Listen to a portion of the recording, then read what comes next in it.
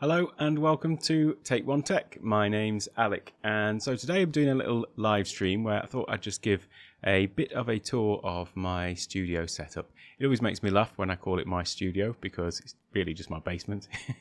But still, I thought it'd be useful just to sort of share what I'm using. Now, this isn't going to be a sort of video showing you all of the latest gear that you can have and you need to set up your YouTube studio, because I'm certainly not using the latest and greatest with a lot of things, but I have invested a little bit in some aspects of my setup so that it just helps to improve the quality. So perhaps the first place we should start then is with the audio, and that is something where I did actually buy something to improve my setup, and that was the Shure MV7 microphone. I did a whole review on this actually, and so I'll leave a link up into the top corner after the stream's finished. But yeah, the reason I bought this microphone was obviously it's a fairly good quality microphone, and the main benefit of it for me is that on the back you'll see it's got both a USB out and also an XLR out, because I didn't want to get into buying any major sort of audio processing or any extra audio gear, and I also wanted something that was quite easy to carry around and just plug into my laptop when I'm on the move. Although I haven't been on the move, to be honest. I haven't really moved from this basement for the past year almost. But there you go. Eventually one day we will all be getting out and about, and so it will come in handy then. But also I did see the fact that maybe in the future I do intend to sort of upgrade my studio setup to have something like the Rodecaster Pro or something like that. And so yeah, having that XLR output just means that it's got that sort of dual purpose and functionality a little bit later down the line. So yeah, this was something that I did invest in, and it's really because I felt like of all of the things to get right in videos, actually audio is the one for me that if I'm watching a video with poor audio quality, I find it hard to watch. Whereas if something's not quite such good picture quality, but good audio, then it's not as bad. So that's why I focused my attention on that first of all. So the microphone's just mounted on a simple sort of boom arm, the sort of $15 ones. Whoops! And then I just used some little cable management to keep the cable along the top of it there. The other thing that I did was obviously you can mount the stand to your desk, but I found that if I had it mounted to my desk, then there was a bit of transmission of noise from sort of desk sounds. If I just tap on the cupboard that it's mounted to, you can hear that transmits a lot more than if I bang on the desk. In fact, probably what might be a good idea is if I can actually just show you this a little bit better. So with the magic of technology and specifically the NDI HX Capture app, which allows me to just broadcast whatever's on my phone screen over to my computer. Let me just start that. I'll leave a link to anything that I do mention here in the description. Like I say, this isn't going to be a show packed full of affiliate links for all the latest stuff, because some of it is far from the latest. But and things like the apps like this, I think this particular app was for the phone, I think was about a couple of dollars, something like that. And then the desktop app for all of the NDI tools, which allow you to basically grab any sort of source of like either a window, your mobile device, or a screen, and then have that as a video source in Ecamm Live. But if I just quickly flick over to my this screen, right, there we go. Let's pull this up 1 second. Right, now hopefully I should be able to show you what I'm looking at here. There we go. It did work. So in fact, let me turn it around this way. So all I'm doing is I'm using that NDI Capture app, and then I've just basically it's showing whatever's on my screen. So I've just opened up the video player or the camera app on my phone. So now I can show you what I'm looking at. So yeah, this is the Shure MV7. Oops, there we go. And what I've done is, so to get it away from isolate it from the desk rather, I've just mounted it onto this extra arm, but then that also means that it just sort of folds nicely out of the way when I'm not using it. And then this is just running. I've routed the cable, so there's a headphone monitor out from the back of it. Oh, I've spoiled the illusion. You can see the green screen behind me.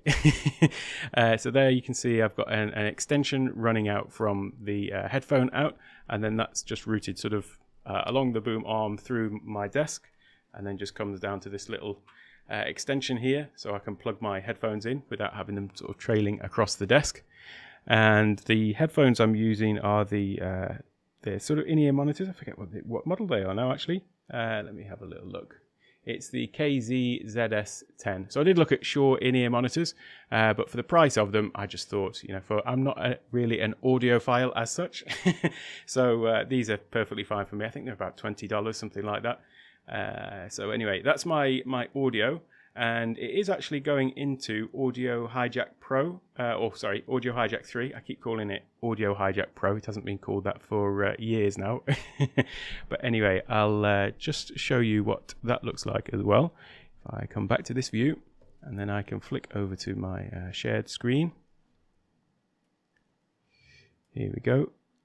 So hopefully you can see that now. There we go. And what Audio Hijack allows you to do is it allows you to take any input source and then basically just sort of route it through your computer in different ways. And so mine is relatively simple. They can get a lot more complicated than this, but it's quite easy to use. It's just sort of drag and drop, so you can add on different elements, and you've got different inputs, different outputs, and then you can add effects like EQs, adjust the bass and treble, all of these sorts of things. I don't actually use any of the sort of signal processing as such, because I tend to do that all just in my Shure app. So the Shure microphone itself, in fact, let me just quickly drag that one over onto the screen. I've done a whole review on the Shure microphone, so I'll link to that after the stream. And in fact, this app, so you do have control over your EQ, compression, the gain, things like that. In fact, probably that's just a little bit too hot. So yeah, that's what I use for my actual sort of audio processing. The only thing that I do with the this app, which is Audio Hijack, is that I use the denoise function. So here you can see the input is the Shure MV7. And then it goes through this denoise function. So that basically allows me to just block out the background noise. And that's because I've got an aircon going just over my shoulder. So if I switch it off, then you can hear, I think, a lot more sort of room noise. And so if I switch it off back on again, hopefully that blocks out the sort of hum of the aircon and also the fans whirring in my aging MacBook as well. So that's what I use that for. And then I've got it coming through some meters just to check that my mic is on and live. I tend to have this open on the screen when I'm doing any work on YouTube. And then I've also got a couple of meters which appear up in my menu bar over on my main screen, which is a little bit bigger. The meters show up in the top. So it just means that when I'm on Zoom calls or Teams meetings, which is generally what this setup is used for, to be honest, then I see the levels up in the top there. So this then goes through this meter here and then goes to an output, which is Zoom audio device. And then that's the device name that I select when I'm in Zoom or Teams or in Ecamm Live for that matter, so that my audio device is set as this. And so it is taking, rather than the raw signal from the Shure MV7, it's actually taking this sort of processed signal. The other reason why I've got this set up is because when I'm on a Teams meeting or Zoom or whatever, if I want to share anything that's on my screen and share the system audio, then I can also share like total system audio here. So if I just switch that on, then it will share any sound that's coming out of my computer. So I've often been on meetings where people want to share something like a video clip or an audio clip or something like that, and they have the sound doesn't come through onto the meeting. So this is just a simple way for me to share either the full system audio or a single app.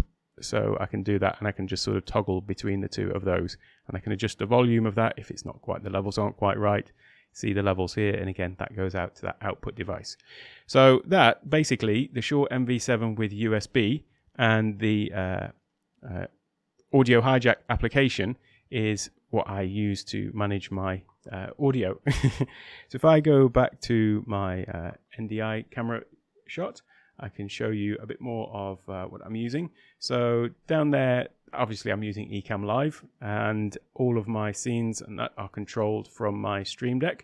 So this is where I switch between my different streams, different scenes rather, in the Streamdeck, the Ecamm Live.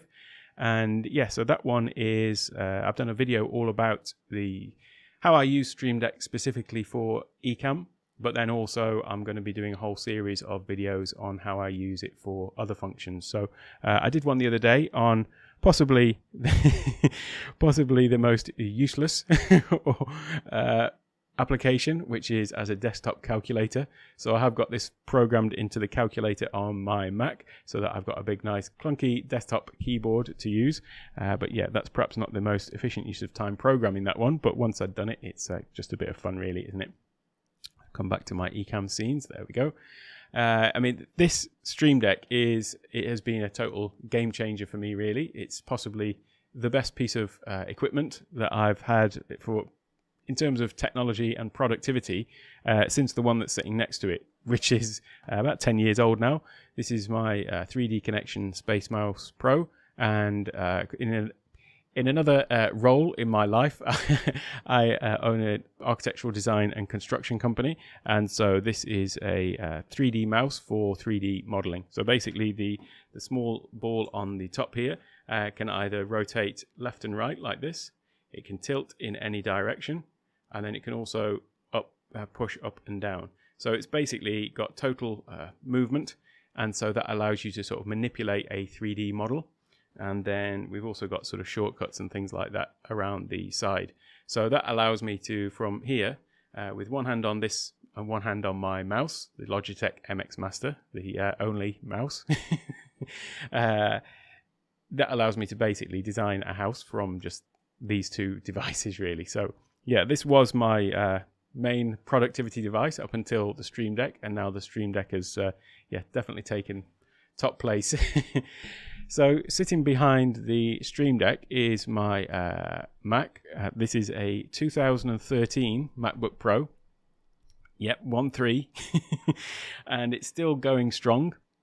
I'm sort of holding out, I think, I know everybody's on about the M1 Macs at the moment, aren't they? And especially the M1 Mac Minis for live streaming and for Ecamm Live and so on. But I'm still holding out for the 16-inch MacBook Pro, to be honest. So I do need to be a bit more mobile as well. And the bigger screen for graphic design and for 3D work and stuff like that is quite important for me. So the other thing that we've got in front of me is the monitor. This is a Philips, I forget the model number now, 438P1. I'm a bit loath to actually mention this one really, because I do understand that it's not available in the US, which is where I think most of my viewers are at the moment. So yeah, I'll talk a little bit about it, but it's a 43-inch monitor, so rather than a screen, rather than a TV screen, which some people use for their computers, it is actually a monitor. And I needed something that was, rather than I know you get a lot of sort of widescreen monitors, but for me, I do a lot of work with spreadsheets as well. So I also, my main focus for the past 2 years has actually been in stock trading and sort of data analysis from a stock trading point of view, and developing algorithmic trading models. So I do a lot of work with data, and so I have a lot of spreadsheets open, and then also charting and things like that for trading. So yeah, that's why I found that a widescreen was not really good. I didn't want to be looking around too much. Whereas this is 43-inch, it's a 4K monitor, so it's basically like having four, say, I don't know, 22-inch or 21.5-inch monitors in a sort of square arrangement, and which is much better for what I'm doing. So that's the monitor, and it looks like my connection has just gone. Now that will be the battery gone just at the wrong time, won't it? Well, never mind. I can quickly sort that out. And while I'm doing that, I will just talk about the other things that I have in my setup. Oh, there we go. It's come back again. I think it was just NDI dropped out actually, rather than the battery. There we go. Let's start that again. Yeah, I think perhaps NDI just had a little bit of a think about what it was doing. Now I'll have I got this the right way. Let's find out, shall we? There we go. So if I come over to my NDI, I've just got to start my broadcast. It seems that, is it coming back? There we go. Yeah, it's a good little app, this is, NDI, for just broadcasting what is on your phone. So if I come back to here, and then I'll just open up my camera again. 1 second, sorry about this. Very unprofessional, isn't it? And I'll turn it around that way. There we go. So yeah, on top of the monitor, what we've got is my very old Canon EOS 60D. So this is 10 years old. I bought this just before our first daughter was born, with visions of becoming a avid photographer, but to be honest, I've not really used much more than the automatic settings, but it's still got lots of great pictures out of it. Anyway, now it's getting a sort of second lease of life as my webcam. So that one is just mounted onto, I'll show you the actual setup that I've got at the back. Hopefully the sound will still be okay if I move around the back. I'll just try and angle the microphone a little bit.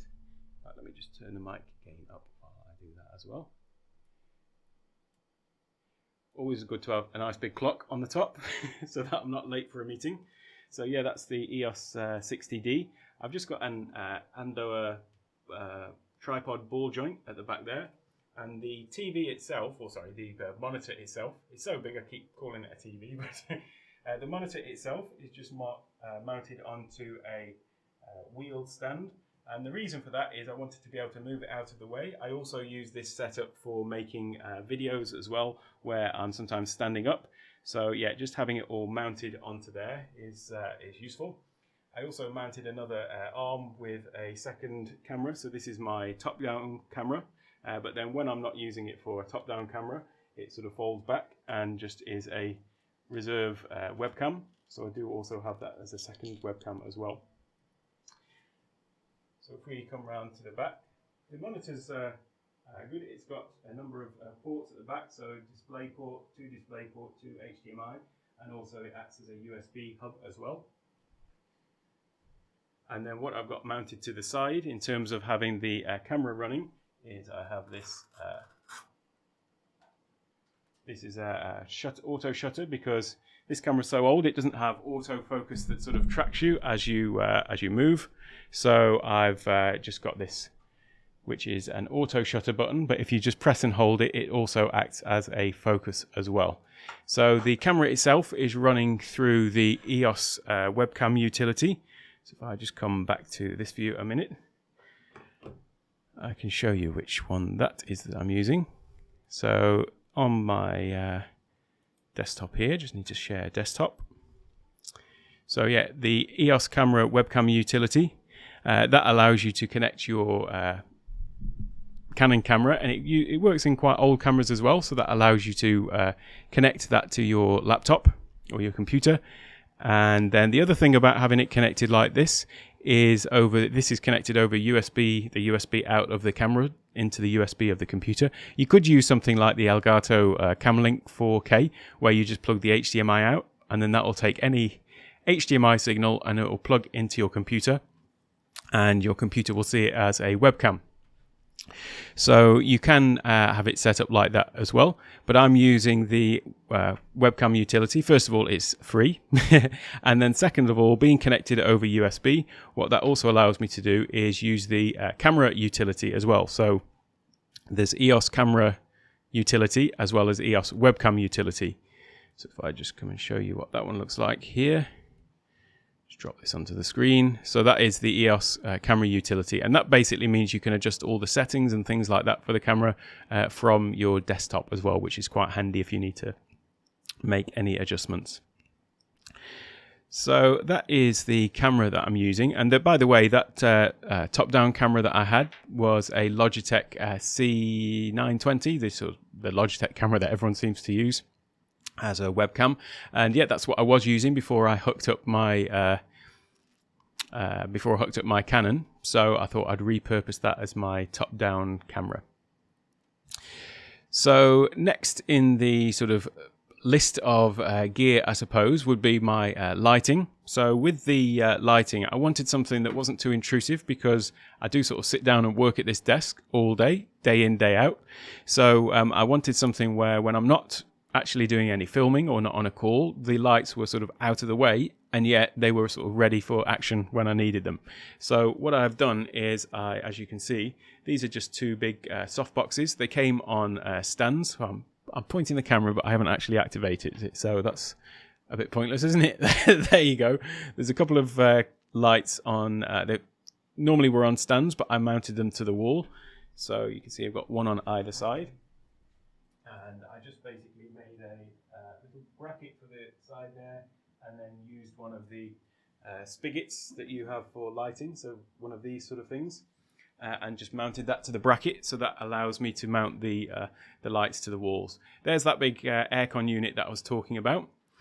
You can see I've got some, it's not really, I don't know how much these sort of things improve the sound. I really need some proper sort of sound absorption boards, but I just thought it might make a little bit of difference. And if nothing else, it covers up my rather ugly wall because, yeah, as I said, I'm in a basement. You can see this sort of step that goes all the way around. That's basically the ground level. So it's solid concrete. So from an acoustic point of view, and you can see that the builders of this house before tiled it, so it's as if I'm basically recording from inside a swimming pool. So acoustically, it's not the best. So I think, you know, this that was another reason for trying to upgrade my microphone setup as well. So I've got some more of those panels on the other wall as well. Like I say, I'm not sure how much they do, but they do at least block the rather ugly wall that I've got back there. So the green screen itself, I'll just show you that. I did do a video all about green screen and like how to try and get a better results from your green screen. I actually made this in order to have it tight. I actually made this with whoopsie daisy, there you go. It's all just made with plumbing tubes, plumbing pipe to make a sort of frame, and then the pipe clips I've used to just clip over the green screen, over the back of it. So that means that it's pulled nice and tight. The other thing about a green screen is making sure that you've got it lit properly. So as part of the frame, I've just got this sort of track at the bottom with a couple of fluorescent lights. Now they flicker on this phone, but on the actual Canon, you don't have the same sort of flicker. Oops, daisy, I've switched to a different, there we go, I'll switch to a different mode on my camera. So yeah, that is how I've got that set up so that it's nice and tight. I've also got a couple of mounts on the side. Just, can you tell that I used to like MacGyver as a child?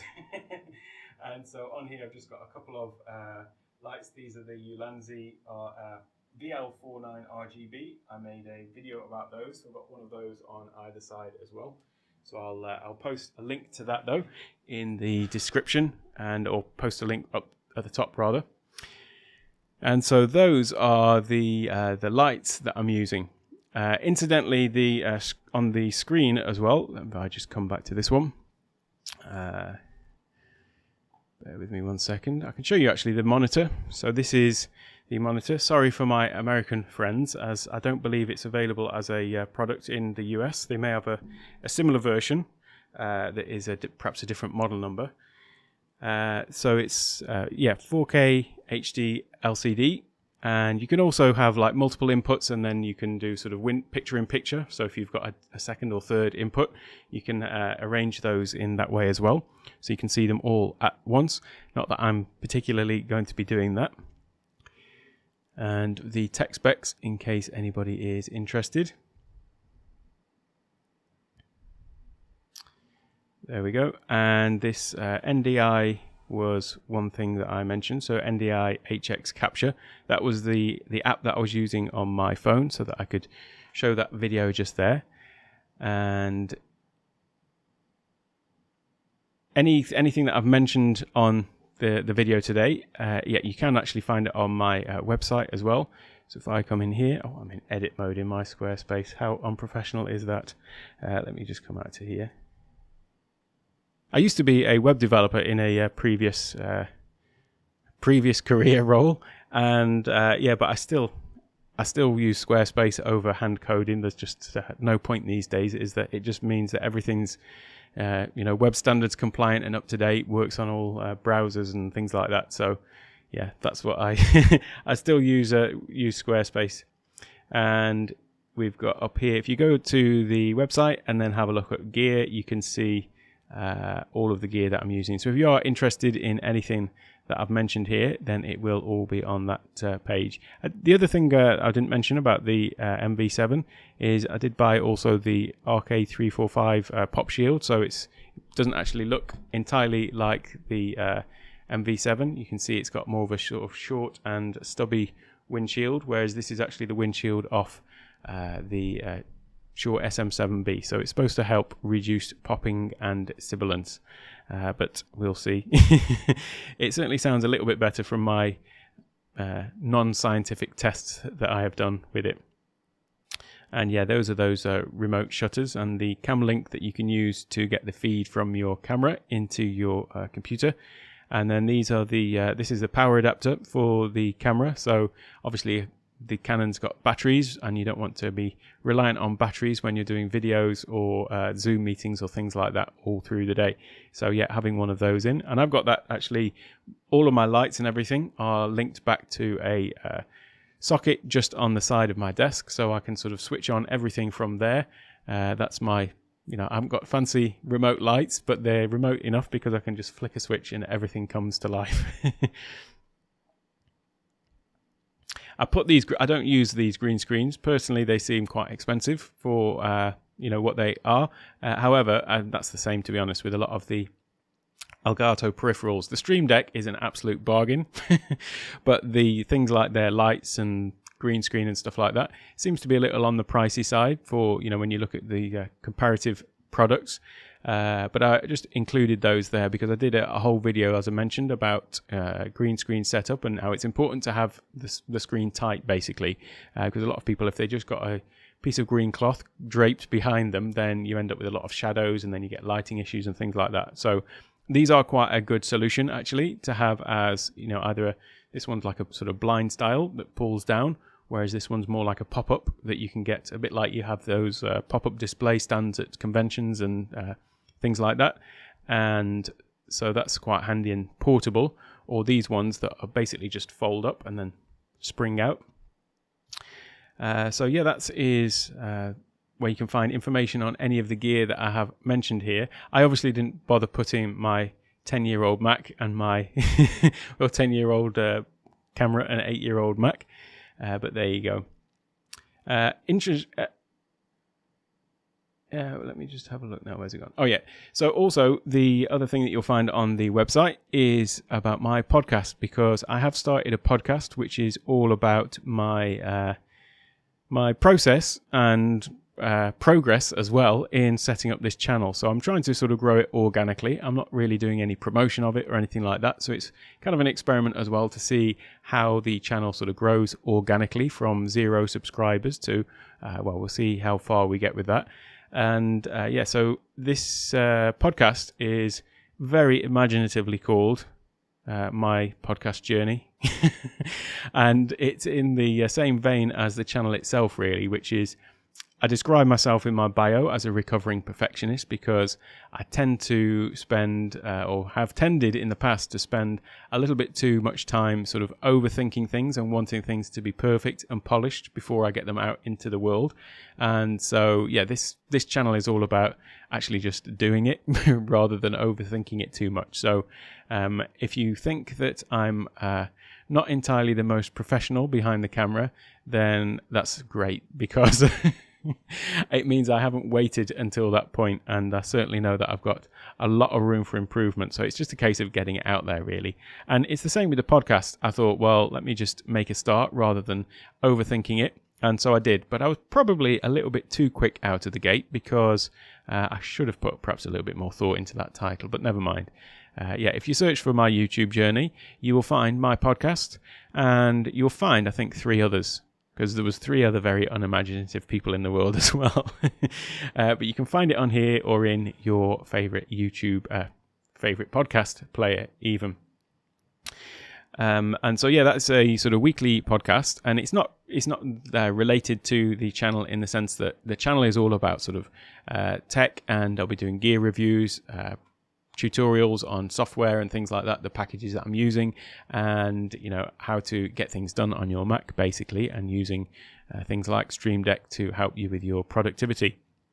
The podcast is rather just a more like a journal, I suppose, of the progress that I'm making in growing this channel. So the podcast is more for people who are thinking of starting a YouTube channel, and hopefully I'll be maybe just a couple of steps ahead, and we'll be making those mistakes for the listeners so that they can learn from my mistakes, or people who are actually creators themselves and have got a channel up and running, and so they don't have to feel that they're doing it alone, because I'm here struggling and trying to grow this channel as well.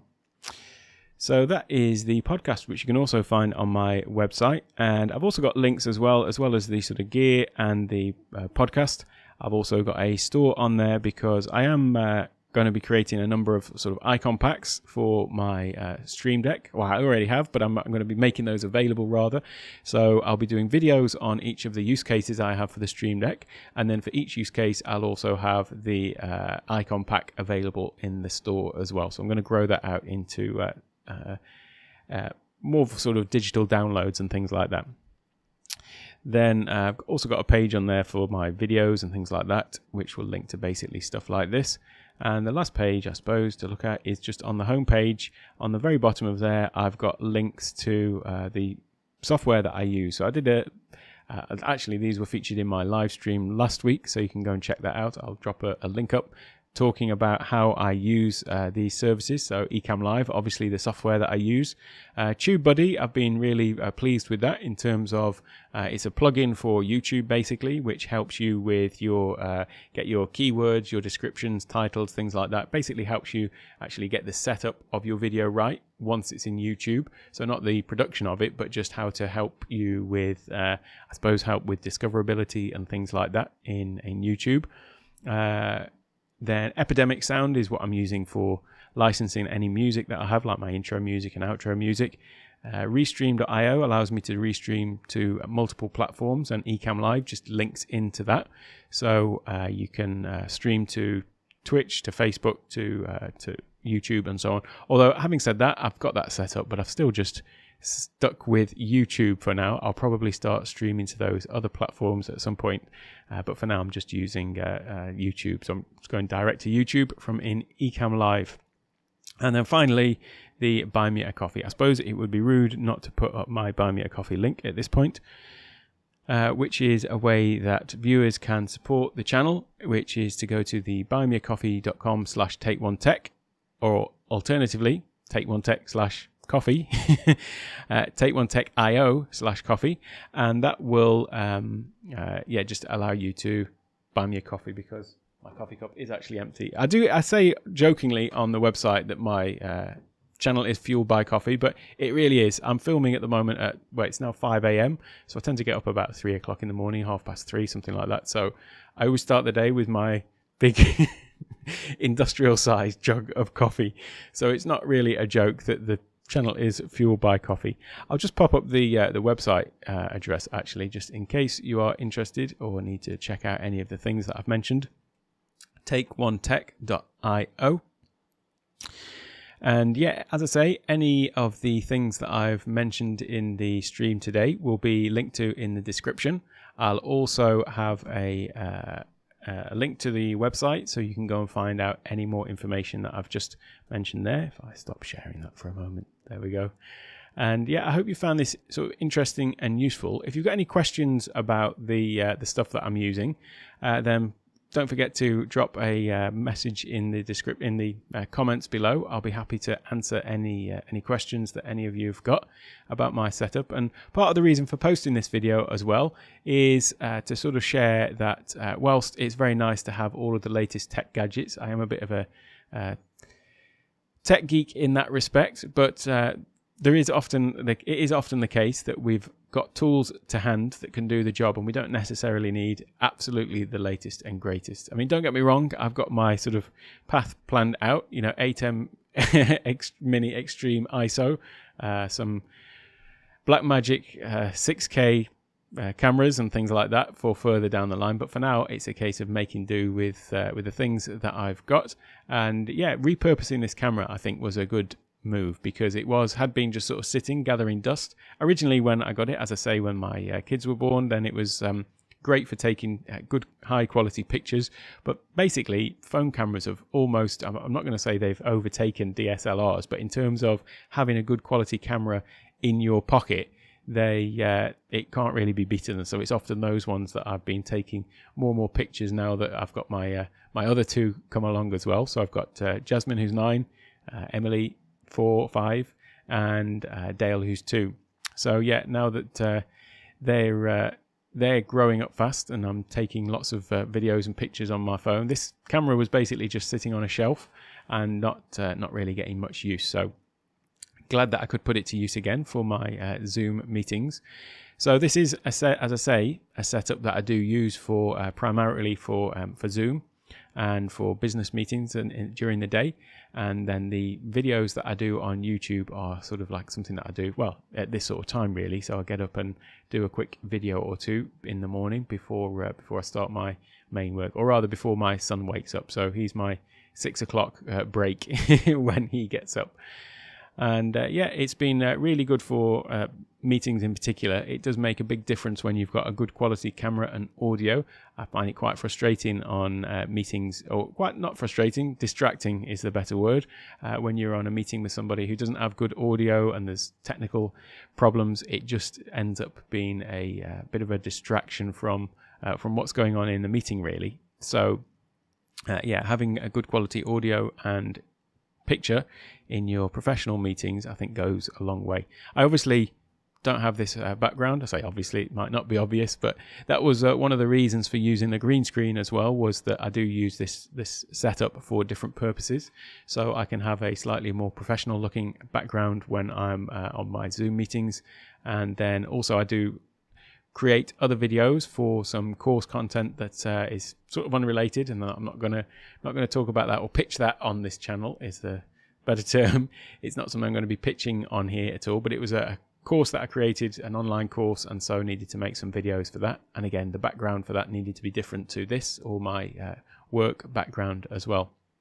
And so having the green screen is something that allowed me to do that. And so that was a reason for me to use green screen rather than build this out into a YouTube studio. The other thing about green screen, which is quite good, is if you are moving around, and as I was before, before 2020 happened, then it meant that I could replicate my scene and have the same appearance wherever I was. So I could be traveling around and still have meetings and just have that sort of consistent look, rather than that being another distraction as to exactly where I happen to be. So that was quite useful as well. Like I said, I did a whole video about the green screen, so I'll link to that one up in the top. And yeah, if you found this useful or interesting, then don't forget to like and subscribe to the channel. I'm trying to put out a couple of videos a week. I did probably one a day for the first week. This is the sort of start of week number 3 on YouTube for me. So I did a few more in the first week, slightly less in the last week, and ultimately I'll be putting out probably 2 or 3 a week, and then also doing one of these live streams every week. So yeah, we'll see how that goes, and see how the channel builds out basically. And initially I'm just doing, in these live streams, I'm just doing sort of walkthroughs of, in this case, my setup that I've just done, and then also the software and packages that I was using was last week. But then as the channel grows and we get a few more subscribers and perhaps a few more viewers, then it'll be a case of, I'll be open to questions and things like that, and can help with whatever people need help with. I suppose also after they've got to see some of my other videos, and they'll see the sort of content that I'm creating as well. So generally, as I say, just to recap, is that it's going to be sort of tech applications reviews, tech product reviews, application reviews, things like that. But then also specifically just, how to get things done on your Mac with the tools that we've got. So I hope that's been interesting for everybody that might be watching after the fact. I know not many people watching during the fact. Old Billy No Mates here at 5:15 in the morning, but never mind. So yeah, I look forward to seeing you in the next one, which I'll be doing again live stream next week. And then I've got 3 videos coming up actually that I'll be releasing over the next couple of days, which are specifically about Ecamm Live. And I did the video about how I use Ecamm Live with Streamdeck to do my one-take video production, so I'm going to link to that. But then also I'll be releasing the other ones, which is specifically about how I make my overlays. So overlays like my intro scene, maybe I can just give you a quick demonstration, things like this. So this is, I do sort of countdowns of my top 5, things like that. And so I have these overlays that, and I've just done those in Keynote. So I've got a series of videos about how I made those. Other videos like my stream starting soon that you may have seen at the beginning of the video, or my title sequence. So I'll just quickly show you that in case you missed it. So things like this. So this was all just done using the animation features in Keynote. And so yeah, I've got a whole series of videos to show you exactly how you can do those. They're pretty easy to do really. It's just a series of simple steps. I mean, one of the things with my other work with building houses is a case of when you look at a completed house, it's looks like a complicated thing and people think, well, where would you begin? But actually, as with most things, you can break them down into a series of simple steps. And that's the same with the animations. It's just a case of repeating the same sort of simple maneuvers over and over again. And I did them in Keynote because it's just a package that I use. I could have learnt another package to do animations and things like that. But as I mentioned earlier, this whole channel is just about getting out there, getting the content out there. And so using the tools that I had at hand so as not to bog myself down with having to learn some other new packages. And so yeah, Keynote is something that I was familiar with, and it was quite easy to put those together. I also use Keynote to make any of the sort of static pictures and overlays as well, and my so lower thirds, so things like this, just done in Keynote as well, and also my sort of background to my Buy Me a Coffee link as well down there, and then things like the like and subscribe, these sort of little animations just all done in Keynote as well. So like I say, I'll be releasing those over the next few days. And then I'll also be starting that series as well that I had on Streamdeck and how I use Streamdeck as well in my daily work. So not just for Ecamm Live, but also how I use it with my other applications and things like that. So that's all for me for today. I hope that some of that has been useful in seeing the gear that I'm using and seeing that you don't actually need the latest and greatest necessarily. You can manage with a 10-year-old Canon and an 8-year-old MacBook. And yeah, I look forward to seeing you in the next one. I'll just switch this one off and take care. Have a great day, and I'll see you next time.